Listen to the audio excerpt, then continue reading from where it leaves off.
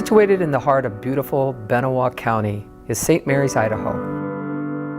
Home to towering timber, 2 world-famous rivers, and a proud history of high school volleyball. A history with a humble beginning in the halls of St. Mary's High.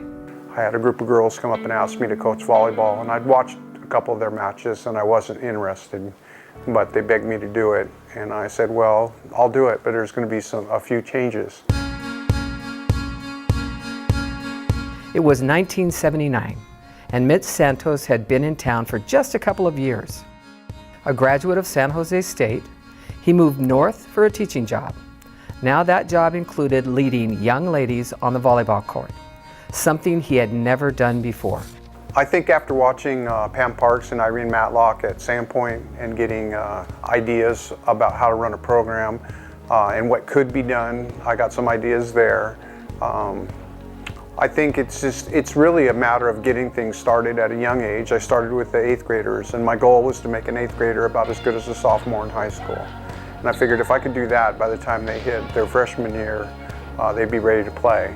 And I wouldn't be spending a lot less time on basics and a little bit more time on teamwork and on some of the finer points of the game. It was something that started even as early as 3rd and 4th grade. They would have Steve Conkrite would run the camps, Mitch would run camps, and so the kids were hearing the same terminology, running the same drills as 3rd and 4th graders that they ran when they were seniors. I went to this little day camp, and I think I was maybe going into the 5th grade, and came back and I told my mom, I'm like, I'm gonna be a volleyball player.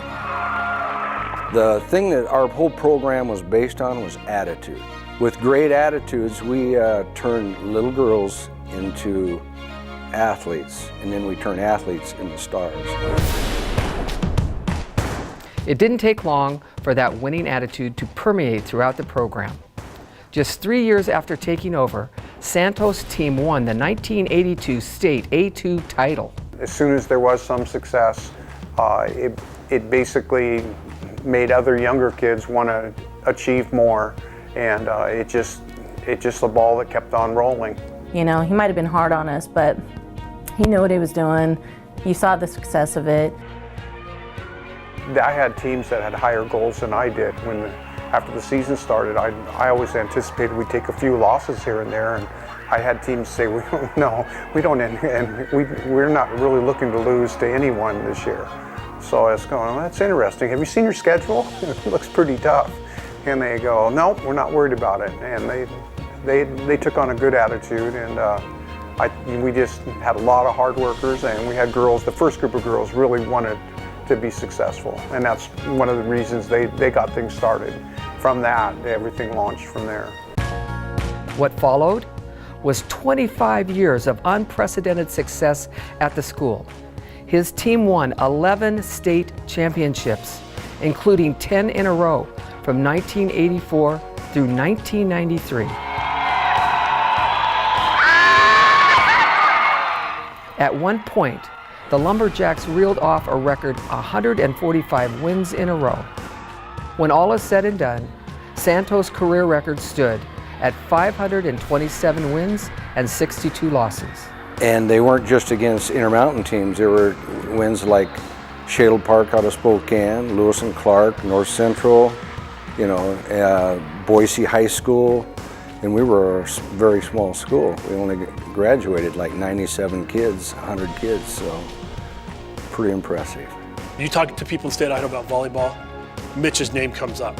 Doesn't matter what level, his name will still be brought up. There is plenty for Santos to be proud of on the court, but some of his most satisfying memories are more about what his players eventually accomplished off the court. I think a lot of our girls after graduation were highly successful, and I was never one to necessarily always looking for scholarships in athletics. I was much more pressed to see girls try to get an academic scholarship. I get to change lives in college students. He got to change lives for all the kids that he sent off to college. We as educators want every kid to get a further education, depending on what that might be. Four-year college is not for everybody, but Mitch was always pushing his kids to strive to be the best they could be. He always said you could come back to St. Mary's, but you need to get out and experience the world. Santos is retired now. He still lives in St. Mary's, where he crafts furniture and makes paddle boards. An artisan who builds more than his fair share for a community he loves to call home. The support here has always been great. Whenever we wanted to go somewhere to do something or go on a trip, the support we got from the community was always tremendous. My opportunity to teach here in St. Mary's was wonderful. I had a great experience here.